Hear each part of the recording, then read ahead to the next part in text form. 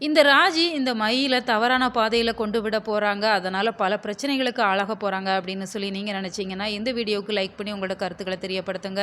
மயிலோட வயசு கோளாறுனால இப்ப பல விபரீதமான வேலைகள்லாம் அவங்க செஞ்சுட்ருக்காங்க. அவங்க மாமா ரொம்பவே கஷ்டப்பட்டு ஒர்க்கர்ஸ்க்கு சம்பளம் போடுறதுக்காக ரூ. 1,00,000 குடுத்துருப்பாங்க. அந்த பணத்த எடுத்துட்டு போய் இப்ப தினேஷ் கிட்ட குடுத்துடுறாங்க. இந்த தினேஷ் சரியான ஏமாத்துக்காரரா இருக்கிற மாரி தான் தெரியுது. என் கையிலயும் காசு எதுவுமே இல்ல. என்னோட சர்க்கிள்லலாம் நான் கேட்டு பார்த்தேன். காசு இல்லன்னு சொல்லிட்டாங்க. இந்த ரூ. 1,00,000 வச்சுட்டு நம்ம என்ன மயிலும் பண்ண முடியும்? ஒரு வீடு வாடகைக்கு போறோம் அப்படின்னு சொன்னா, அதோட அட்வான்ஸ் மத்த செலவுகளுக்கே சரியா இருக்கும். வண்டியெல்லாம் வாங்க முடியாது. அதனால நீ ஒண்ணு பண்ணி திரும்ப உங்க வீட்டுக்கு போய் உங்க அக்காவோட நகைகள், பணம் எதுவும் இருந்துன்னா திரும்ப எடுத்துட்டு வா அப்படிங்கிற மாரி திரும்பவுமே அனுப்பி விட்டுர்றாங்க. அவங்களுமே இன்னும் 2 நாள்ல நான் வெளியில வந்துடுறேன் அப்படிங்கிற மாரி சொல்லிட்டு தான் வந்திருக்கிறாங்க. இந்த மயிலு திரும்ப வீட்ல எதுல கை வைக்க போறாங்க அப்படிங்கிறதே தெரியல. எப்படியாவது மல்லிகிட்ட இருக்கிற செயின எதையாச்சும் எடுப்பாங்க அப்படிங்கிற மாரி தான் தெரியுது. இந்த விஷயத்த இப்ப ராஜி நல்லாவே தெரிஞ்சுக்கிறாங்க. அவங்க கிட்ட போட்டு வாங்குறாங்க.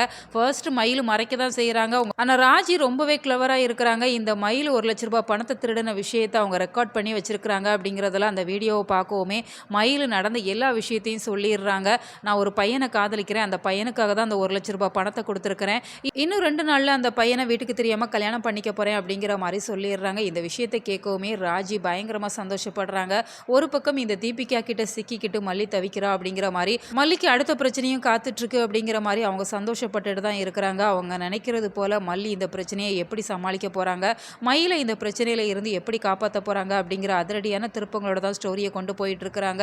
கூடிய சீக்கிரம் மல்லி இந்த விஷயத்தை கண்டுபிடிக்கணும். உங்களோட கருத்துக்களை கமெண்ட்ல தெரியப்படுத்துங்க. மேலும் இது போன்ற வீடியோக்களுக்கு நம்ம சேனலை சப்ஸ்கிரைப் பண்ணுங்க.